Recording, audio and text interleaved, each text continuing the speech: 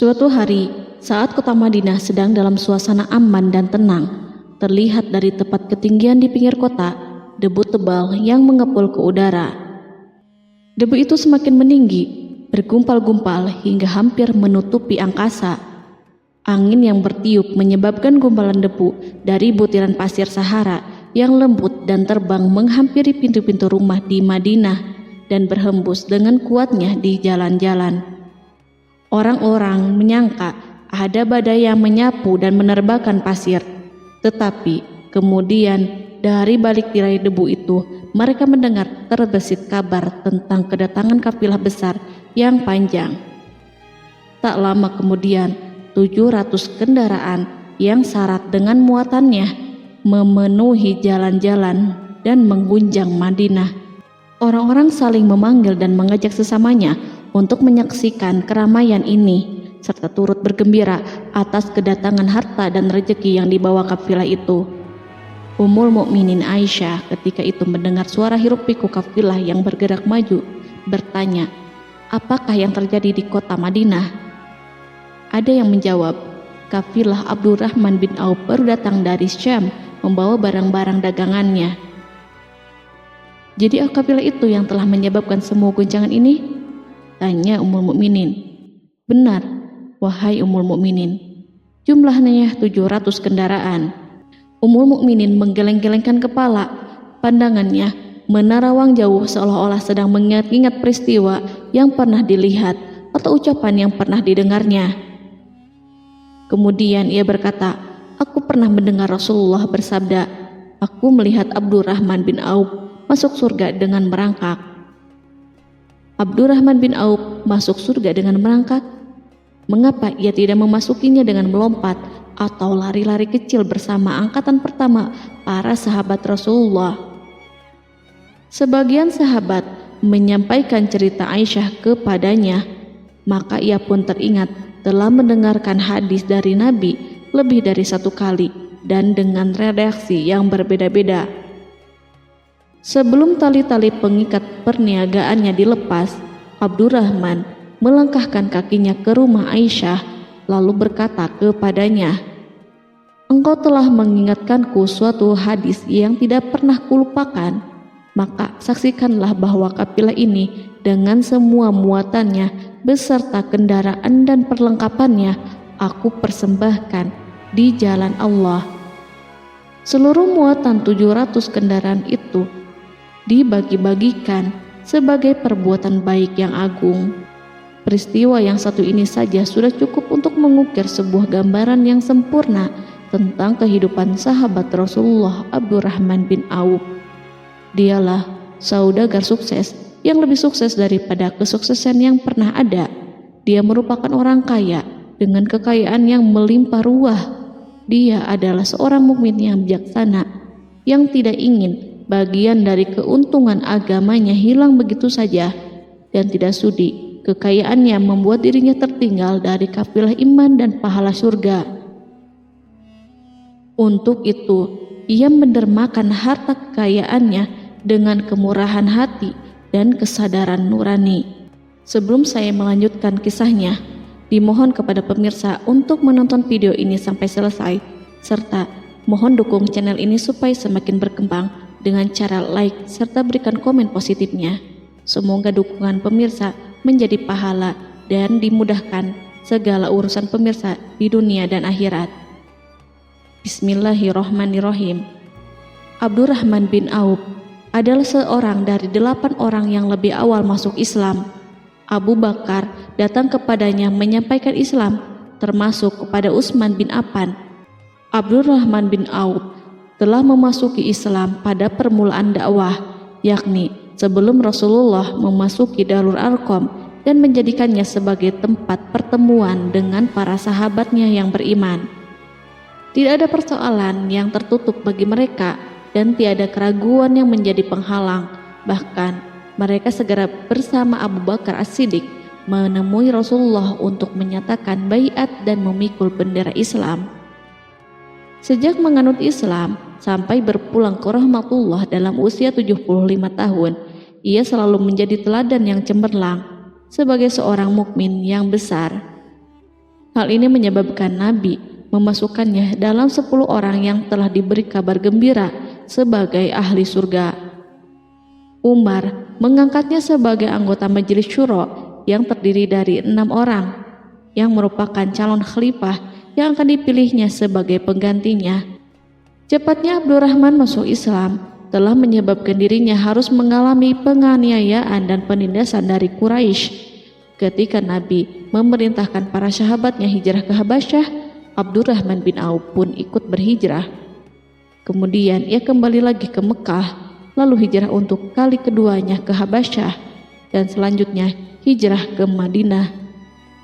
Keuntungannya dalam perniagaan sangatlah besar, hingga mencapai batas yang membuat dirinya merasa takjub dan heran, sehingga ia berkata, "Sungguh aku melihat diriku ini, seandainya mengangkat batu, niscaya aku temukan emas dan perak di bawahnya." Perniagaan bagi Abdurrahman bin Auf bukanlah jenis perdagangan yang tercela maupun monopoli. Bahkan ia sendiri bukanlah orang yang berlomba-lomba untuk mengumpulkan harta atas dorongan agar menjadi orang kaya. Sekali-kali bukan itu, melainkan suatu amal dan kewajiban yang keberhasilannya akan menambah kedekatan jiwa kepada Allah dan berkorban di jalannya. Abdurrahman bin Auf adalah seorang yang kuat emosi jiwanya, di mana ia menemukan kepuasan emosinya itu dalam amal yang mulia. Apabila ia tidak sedang sholat di masjid dan tidak sedang berjihad dalam peperangan, ia pasti sedang mengurus perniagaannya yang berkembang pesat. Sehingga kafilah-kafilah dari Mesir dan Syria membawa ke Madinah barang-barang muatan yang dapat memenuhi kebutuhan seluruh jazirah Arab, baik pakaian maupun makanan. Yang menunjukkan kepada kita bahwa seorang yang kuat emosi jiwanya adalah ketika kaum muslimin hijrah ke Madinah. Rasulullah pada waktu itu menerapkan aturan untuk mempersaudarakan 2 orang sahabat, salah seorang dari muhajirin warga Mekah dan yang lainnya dari Ansor penduduk Madinah. Persaudaraan ini berjalan dengan sempurna hingga membuat hati terpesona. Orang-orang Ansor yang merupakan penduduk asli Madinah membagi seluruh kekayaan miliknya menjadi 2 dengan saudaranya dari kalangan muhajirin. Bahkan istri pun direlakannya. Ketika itu Rasulullah mempersaudarakan antara Abdurrahman bin Auf dengan Sa'ad bin Rabi. Sa'ad bin Rabi berkata kepada Abdurrahman, "Saudaraku, aku adalah penduduk Madinah yang paling banyak harta. Silahkan pilih separuh hartaku dan ambillah. Aku juga mempunyai 2 istri. Perhatikanlah yang lebih menarik hatimu, dan aku akan menceraikannya sehingga engkau dapat memperistri dirinya." Abdurrahman bin Auf pun menjawab, "Semoga Allah memberkahi dirimu dalam istri dan hartamu. Tunjukkanlah kepadaku letak pasar." Abdurrahman pergi ke pasar. Ia berjual beli di sana dan mendapatkan keuntungan. Kehidupan Abdurrahman bin Auf di Madinah, baik semasa Rasulullah maupun sepeninggalnya beliau, selalu ditunaikannya dengan sempurna untuk memenuhi hak agama dan beramal di dunia. Perniagaannya sukses dan menguntungkan. Seperti diungkapkannya sendiri bahwa seandainya ia mengangkat batu dari tempatnya, pasti ia akan mendapatkan emas dan perak di bawahnya. Salah satu faktor yang membuat perniagaannya berhasil dan mendapatkan berkah adalah karena ia sangat selektif untuk berniaga yang halal dan benar-benar menjauhkan diri dari segala bentuk jual beli yang haram, bahkan yang syubhat sekalipun. Selain itu, faktor yang menambah kejayaan dan keberkahannya adalah labanya yang bukan untuk Abdurrahman sendiri, melainkan di dalamnya terdapat bagian Allah yang ia penuhi dengan baik. Ia menggunakan hartanya untuk memperkokoh hubungan kekeluargaan dan mengeratkan tali persaudaraan, serta menyediakan perlengkapan yang diperlukan untuk tentara Islam. Bila total perniagaan dan kekayaan yang lainnya ditambahkan keuntungan yang diperolehnya dihitung, jumlah kekayaan Abdurrahman bin Auf itu dapat diperkirakan dengan memperhatikan jumlah yang dibelanjakannya di jalan Allah. Suatu hari, ia mendengar Rasulullah bersabda, "Wahai Ibnu Auf, engkau termasuk golongan orang kaya dan engkau akan masuk surga dengan merangkak." Karena itu, pinjamkanlah kekayaan itu kepada Allah agar Dia mempermudah langkahmu." Sejak ia mendengar nasihat Rasulullah ini dan menyediakan bagi Allah pinjaman yang baik, Allah justru semakin melipat gandakan kekayaannya hingga berlimpah ruah. Suatu hari, ia menjual tanah seharga 40.000 dinar. Kemudian uang itu dibagi-bagikan semuanya untuk keluarganya dari Bani Zuhrah, untuk para istri Nabi, dan untuk kaum muslimin yang miskin. Pada kesempatan lain, ia menyerahkan 500 ekor kuda untuk perlengkapan tentara Islam. Pada hari yang lain, ia menyerahkan 1.500 kendaraan unta. Menjelang wafat, ia mewasiatkan 50.000 dinar untuk diinfakkan di jalan Allah. Ia juga berwasiat bagi setiap orang yang ikut perang Badar dan masih hidup, masing-masing mendapatkan 400 dinar. Hingga Utsman bin Affan juga mengambil bagian dari wasiat itu, meskipun termasuk orang yang kaya. Ia berkata, harta Abdurrahman bin Auf halal lagi bersih, dan memakan harta itu membawa keselamatan dan keberkahan. Ibnu Auf adalah seorang yang mengendalikan hartanya, bukan dikendalikan oleh hartanya. Sebagai buktinya, ia tidak mau celaka dengan mengumpulkan dan tidak menyimpannya. Bahkan ia mengumpulkannya dengan tetap merendahkan hati dan dari jalan yang halal. Kemudian harta itu tidak dinikmati untuk kepentingannya sendiri, melainkan untuk dinikmati bersama keluarga, kerabat, rekan-rekan, dan masyarakat seluruhnya. Karena begitu luas pemberian serta bantuannya, ada yang mengatakan seluruh penduduk Madinah berserikat dengan Abdurrahman bin Auf pada hartanya. Sepertiga dipinjamkannya kepada mereka, sepertiga lagi dipergunakannya untuk membayar hutang-hutang mereka, dan sepertiga sisanya dibagi-bagikan kepada mereka. Harta kekayaan ini tidak akan pernah membuat kelegaan dan kesenangan pada dirinya selama ia belum menemukan jalan untuk membela agama dan membantu rekan-rekannya. Adapun untuk selain itu, ia selalu merasa khawatir terhadap kekayaannya. Pada suatu hari, dihidangkan kepadanya makanan untuk berbuka karena waktu itu sedang berpuasa. Ketika pandangannya tertuju pada hidangan tersebut, selera makannya pun bangkit. Namun, ia justru menangis sambil berkata, "Mus'hab bin Umair telah gugur sebagai syahid dan ia jauh lebih baik daripada aku. Ia hanya mendapat kafan sehelai kain yang jika ditutupkan ke kepalanya, maka kelihatan kakinya, dan jika ditutupkan ke kedua kakinya, terbukalah kepalanya. Demikian pula Hamzah yang jauh lebih baik daripada aku. Ia pun gugur sebagai syahid, dan saat akan dikuburkan hanya mendapatkan sehelai selendang. Dunia ini telah dihamparkan kepada kami seluas-luasnya, dan hasil sebanyak-banyaknya telah diberikan kepada kami. Sungguh kami khawatir bila pahala kebaikan kami telah disegerakan balasannya di dunia." Pada peristiwa lain, sebagian sahabat berkumpul bersamanya menghadapi jamuan makan di rumahnya. Tak lama setelah makanan diletakkan di hadapan mereka, Abdurrahman menangis sehingga rekan-rekannya bertanya, "Apa yang membuatmu menangis, wahai Abu Muhammad?" Ia pun menjawab, "Rasulullah telah wafat, dan semasa hidup beliau beserta keluarganya tidak pernah merasakan kenyang makan roti gandum. Apa harapan kita apabila dipanjangkan usia tetapi tidak menambah kebaikan bagi kita?" Demikianlah, kekayaan yang melimpah itu sedikit pun tidak membangkitkan kesombongan dan takabur dalam dirinya. Bahkan orang-orang mengatakan tentang dirinya, seandainya seorang asing yang belum pernah mengenalnya kebetulan melihatnya sedang duduk bersama budak-budaknya, niscaya ia tidak bisa membedakan di antara mereka.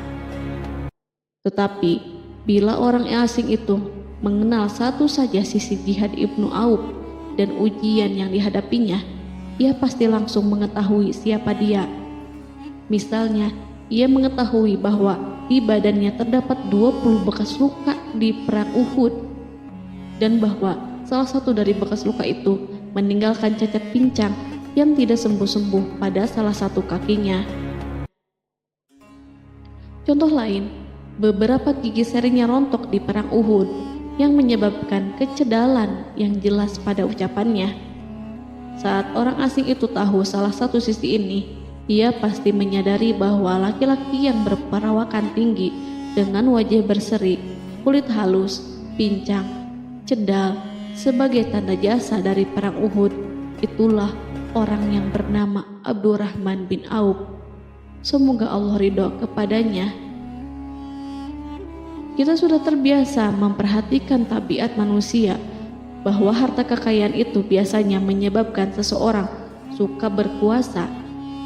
Artinya, orang-orang kaya selalu gandrung untuk memiliki pengaruh guna melindungi kekayaan mereka dan melipat gandakan pengaruh itu. Selain untuk memuaskan nafsu demi kebanggaan dan kepuasan pribadi, semua ini merupakan sifat yang biasa dibangkitkan oleh kekayaan. Tetapi bila kita melihat Abdurrahman bin Auf dengan segala kekayaannya yang melimpah, menemukan manusia ajaib yang sanggup menguasai watak dasar manusia dalam bidang ini dan melangkahinya ke puncak ketinggian yang istimewa. Peristiwa itu terjadi ketika Umar bin Khattab hendak berpisah dengan rohnya yang suci dan memilih 6 orang di antara mereka, para sahabat Rasulullah, agar memilih salah seorang di antara mereka untuk menjadi khalifah yang baru. Pada waktu itu, semua jari menunjuk kepada Ibnu Auf.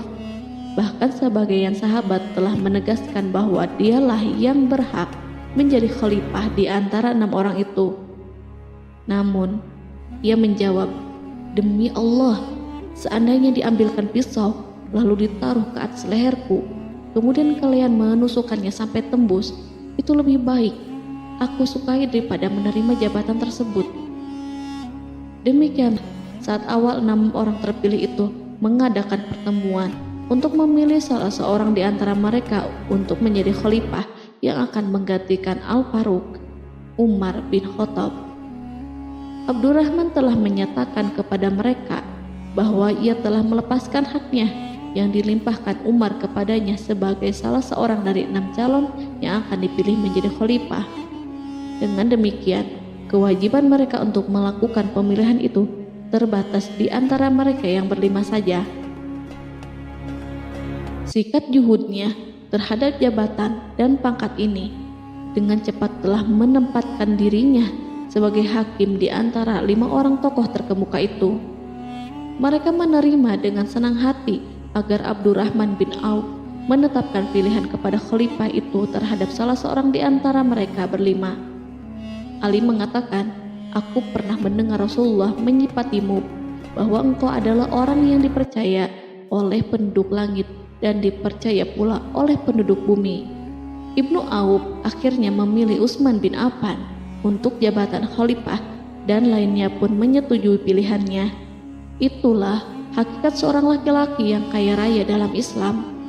Apakah Anda telah memperhatikan bagaimana Islam telah mengangkat dirinya jauh di atas kekayaan dengan segala godaan dan penyesatannya itu, dan bagaimana ia menempa kepribadiannya dengan sebaik-baiknya?